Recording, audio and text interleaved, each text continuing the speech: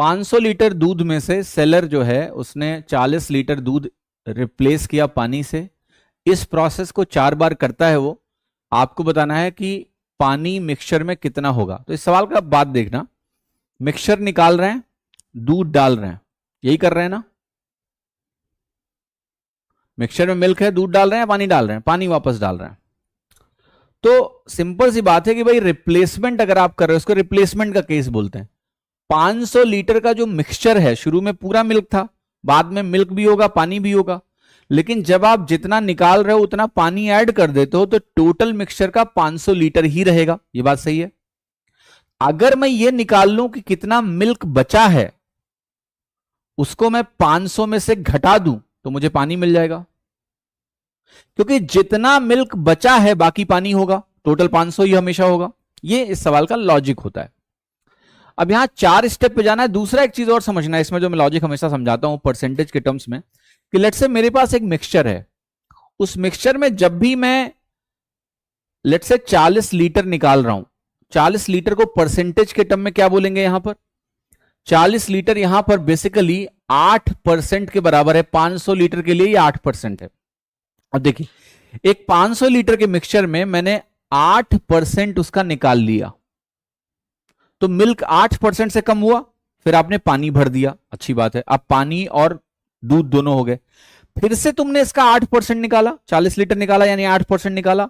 अब क्या होगा? मिल्क 8% कम होगा, पानी भी 8% कम होगा। दो कंपोनेंट है, दोनों 8% से कम हो जाएंगे क्योंकि मिक्सचर होमोजीनियस है।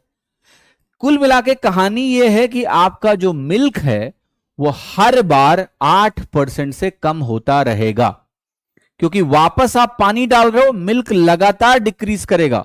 इसी प्रोसेस को समरी में आप ऐसे समझ सकते हो, अगर मैं समझाऊं कि अगर रिप्लेसमेंट का केस है तो जो क्वांटिटी वापस नहीं आ रही है वो क्वांटिटी लगातार सक्सेसिव डिक्रीज होती है, जितना आप निकालोगे उसके परसेंटेज के हिसाब से। तो जैसे यहां पर हम 500 लीटर से शुरुआत कर रहे हैं, और अगर हम 500 लीटर से शुरुआत कर रहे हैं, 8% इसको मुझे 4 बार घटा देना है।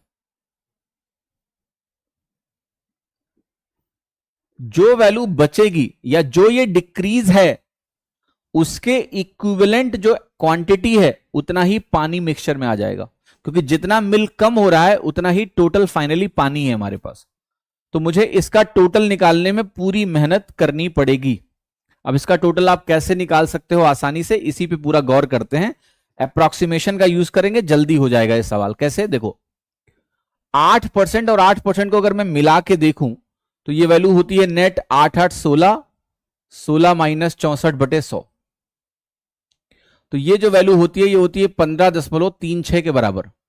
कहने का मतलब है इन दोनों का नेट -15.36% हुआ, इन दोनों का नेट भी -15.36% हुआ। यस। अब मुझे इन दोनों का नेट निकालना है, तो वही करेंगे, a plus B minus AB/100 वाला फॉर्मूला। तो ये वैल्यू हो गई आपकी 30.72 माइनस 15.36 का होल स्क्वायर बटे 100। अब देखना मैं क्या लिखने जा रहा हूं, थोड़ा सतर्क रहना। ये तो 30.72 लिखूंगा मैं। ये जो वैल्यू मेरे पास है, ये जो वैल्यू मेरे पास है, मैं इसको ऐसे ही लिखने जा रहा हूं 2.4। क्यों? शैल आई एक्सप्लेन?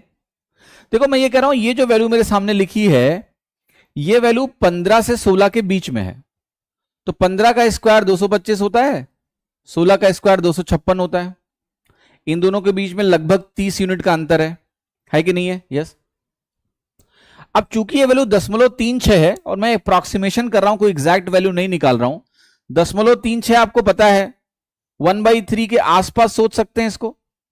तो आप इस दूरी को अगर 15 से आप 0.36 आगे जा रहे हो तो मान लेते हैं स्क्वायर भी लगभग इतना ही आगे जाएगा। अप्रॉक्सीमेशन, इसलिए घबराइए मत। तो इस 30 का 1/3 10 के आसपास होगा।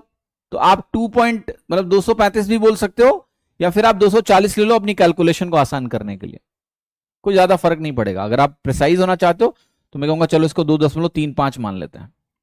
अब अगर आप इसको माइनस करेंगे तो आपको क्या वैल्यू मिलेगी जरा बताइए। यहां से तो मिल जाएगा 28, और यहां से आपको 37 मिल जाएगा, 28.37% आ गया। यही चीज आप निकाल लीजिए 500 का, इतना मिल्क निकल गया उतना ही मेरे पास दूध होगा। अब इस कैलकुलेशन को करने का तरीका क्या है, इस वैल्यू को आप ये भी लिख सकते हैं कि यह है 50% ऑफ 283.7। मैं ये ऑलरेडी एक्सप्लेन कर चुका हूं कि परसेंटेज में ऑर्डर इंपॉर्टेंट नहीं होता है। अगर आप इसको डिवाइड करेंगे तो ये वैल्यू आएगी 141.8 के आसपास, जो कि 142 लीटर है। 148 लीटर जो भी लोग उत्तर बता रहे हैं वो गलत है। आप कैलकुलेशन में या तो कुछ गलत अप्रोक्सीमेशन कर रहे हो लगभग। ये मैंने कैसे लिखा है 2.35, ये समझो। मैं कह रहा हूं भाई 225-256 के बीच का मामला है, और ये अगर 15.36 है, जो कि 15 से लगभग 1/3, मतलब 15 से 16 के बीच में टोटल 1% की दूरी है।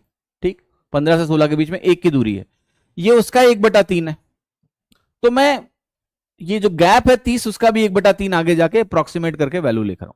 ठीक है, और इसलिए मेरा आंसर आ गया ये 28.37% के आसपास लगभग, और वो 500 का निकालना है। 500 का मतलब 50% ऑफ ये भी लिख सकते हो, तो आपका आंसर कैलकुलेट हो गया। अगर आप थोड़े और समझदार हो जाओगे तब मैं बोलूंगा कि देखो प्रोडक्ट में 500 जब भी दिखे उसको 1/2 ही लिख लो। तो मैं तो सीधे ऐसे कहूंगा आपसे कि दशमलव भूल जाओ, बाई 2 कर लो। ये आपको 1418 दिख रहा है, डिजिट्स मैच करानी है तो नेचुरली डेसिमल यहां आएगा, आंसर सी हो जाएगा। ठीक है, तो ये आपका उत्तर हो गया क्वेश्चन नंबर 6 का। तो यहां पर इस सवाल में ना कैलकुलेशन छुपी हुई है। राज जो कैलकुलेशन का आप पूछते हो ना कि सर कैलकुलेशन कैसे सीखें, यही वो सवाल है जहां से आपका कैलकुलेशन इंप्रूव